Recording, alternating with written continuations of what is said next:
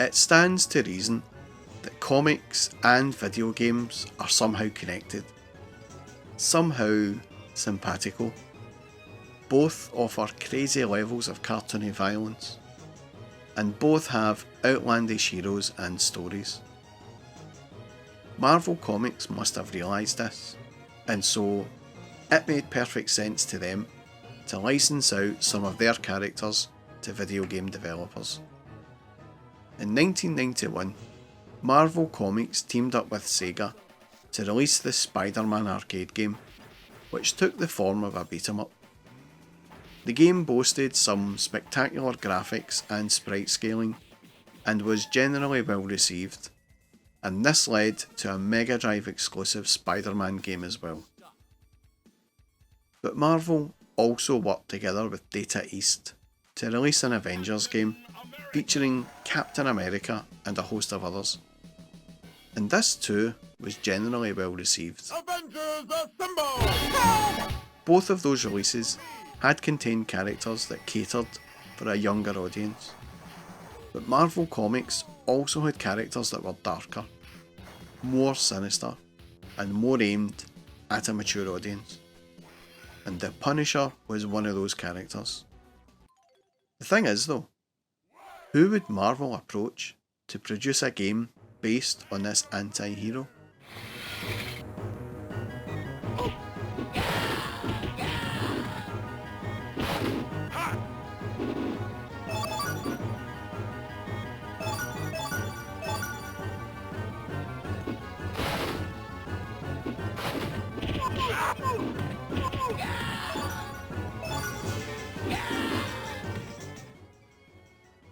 Sega would have seemed like the logical choice, but Capcom had been blowing up arcades with great fighting games such as Final Fight, Knights of the Round, and of course Street Fighter 2. And with each of these games featuring great looking graphics and sound, it was a no-brainer that Capcom could faithfully deliver the comic book look and feel of the Punisher.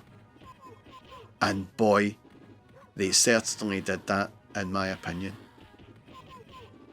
Released in 1993 on the CPS- hardware, the game sees the player take control of either the Punisher or Nick Fury, as they embark on a mission to kill the crime lord, the Kingpin, and bring down his organisation. While following the same general formula as Capcom's previous beat-em-ups, the game has a range of usable weapons and a comic-style presentation, including featuring on-screen onomatopoeias such as blam for gunshots.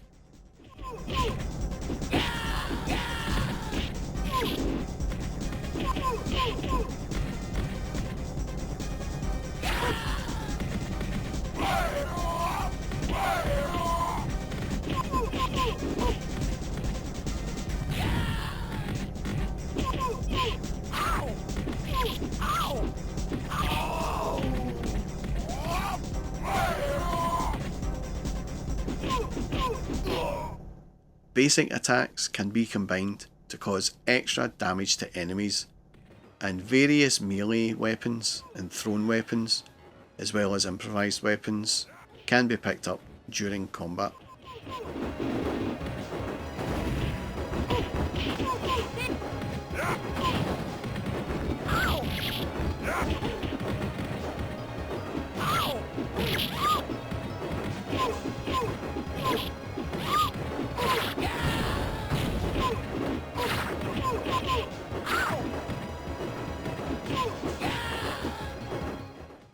As in most beat-em-up games of this kind, progression through the game is achieved by systematically dispatching all varieties of henchmen to proceed onward to either right or left, and defeating the ringleaders whom the player encounters at the boss stage of each level.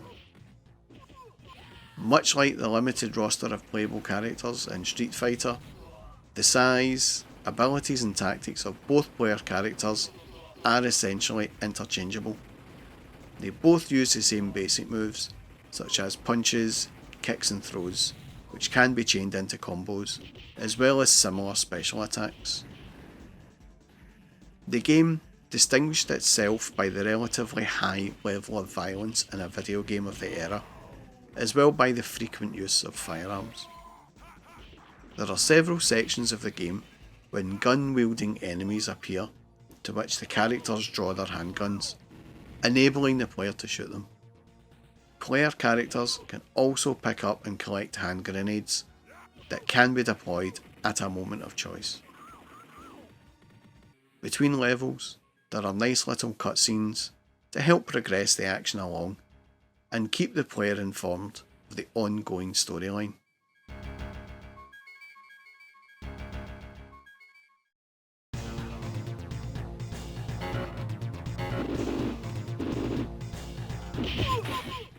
As a kid who read comics growing up, I had always been a fan of Spider-Man. I only read a few of the Punisher comics, and at the time, I didn't really appreciate the darker storylines and the levels of violence. But I guess I was just too young at that time. But when seeing this game in the arcades, I remember thinking that the Punisher didn't look this good in the comics. But with the ability of hindsight, I can see that this version of the Punisher very closely resembles the Punisher of the War Journal series, as opposed to the original 1987 series, which is the one I read, and nothing at all like the Dolph Lundgren Punisher of 1990. But that is a film I do recommend you go and see, if you haven't already done so.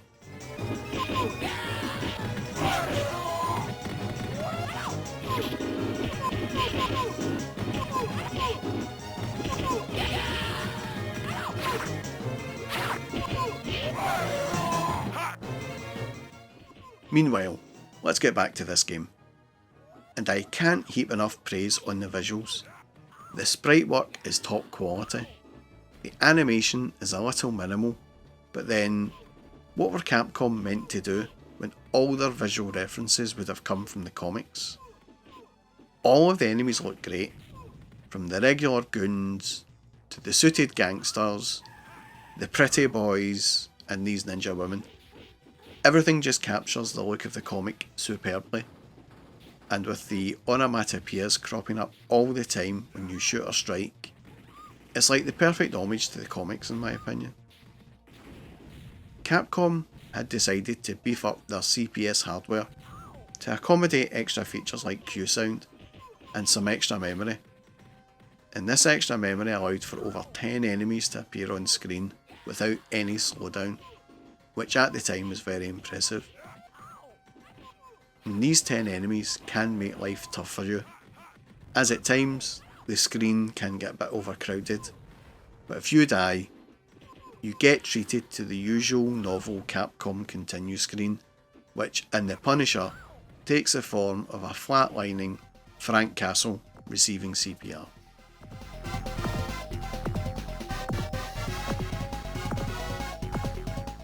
The sound is again of a really high standard, but to be honest, it's what I had come to expect from Capcom by this point. I always felt that around this period of the early 90s, that in terms of visuals and sounds, there were two developers who stood head and shoulders above all others, and they were Sega and Capcom. The sound effects in this game are spot on, with excellent sounding gunshots, satisfying cracks from the punches and kicks, the always great stabbing sound, the explosions, and all the icon pickup sounds, all helps to create a fantastic feeling of atmosphere and immersion. The music is very atmospheric as well. It doesn't always suit each level, I have to say, but none of the tunes are rubbish or terrible sounding, but the tunes do help with the pacing of the game, and I do think these tunes are better than those in Final Fight for sure.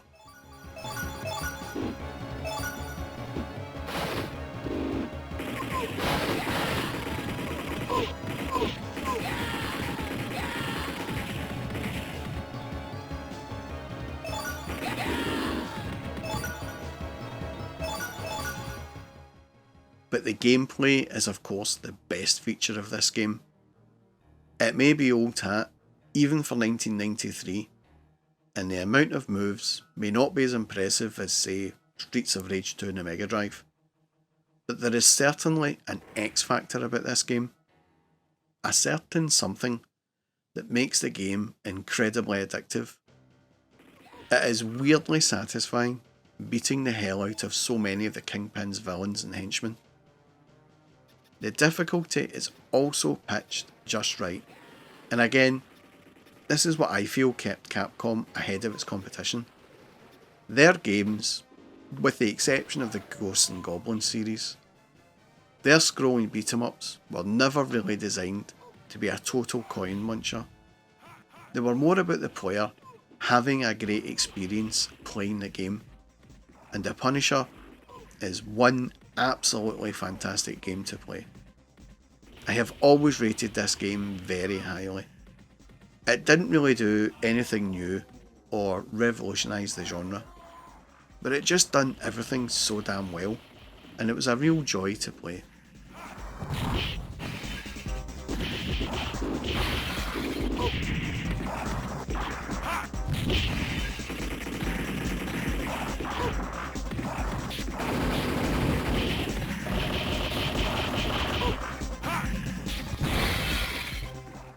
The first time I even heard about the game was in an article in Computer and Video Games magazine in the summer of 1993. An article in the magazine was covering off this story about a guy who had purchased an old arcade cabinet in the 80s and had converted it to run JAMA, and one of those games he demoed to the guys at the magazine was The Punisher. At that time, I remember seeing the screenshots and thought, how good would that be to have an arcade cabinet at home?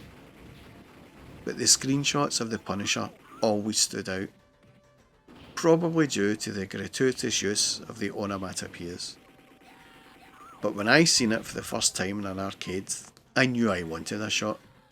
I wanted to experience what that dude had at home. I didn't think I would like the game, but from the first credit, I didn't want to stop playing. I just loved this game. And I could never put my finger on what made the game so appealing, but I guess it was just a combination of factors. The addictive gameplay with ear-splitting sound effects and the lush graphics. It was a perfect package, really. Over the years, I kept seeing this game in various places, and if I had time, I would always have a go on it, as the force was strong with this one. And years later, when I got myself a JAMA Supergun, it was a game I always wanted to get as well. But when I did see it on offer, it was always so expensive, and so I never got to play it at home. Until of course MAME came about, and now I get to play it whenever I want. Which is good, as it is a game I play quite a lot, if I'm being honest. A version of the game was released on the Mega Drive in 1995, but it turned out to be crap, and I never bothered buying it. I did have a quick go on demo, but something felt missing, whether it was the pacing of the game or the fact that so few of the backgrounds were breakable. But in all honesty, I thought it was just crap.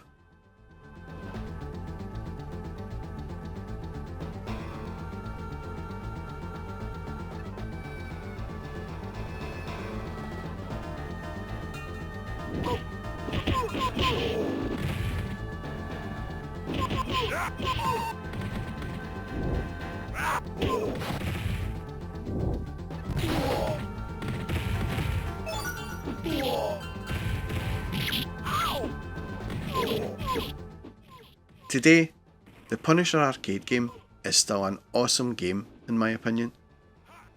It doesn't feature in many collection packs, which may be due to a licensing issue, but that doesn't really matter, as the best way I think to play this gem is on MAME. At its release, it didn't prove to be as successful as Capcom had hoped, probably due to the fact this type of game had practically saturated the arcade market. But it did impress Marvel, who allowed Capcom to produce other great Marvel games, and even the Marvel vs. Capcom series, which turned out to be a great move for both Marvel and Capcom. So that was my look back at the Punisher arcade game. If you like this video, then please do give me a sub and a thumbs up, or maybe even a comment or two below about your memories of this fine game. And that's all from me, folks. Thanks for watching.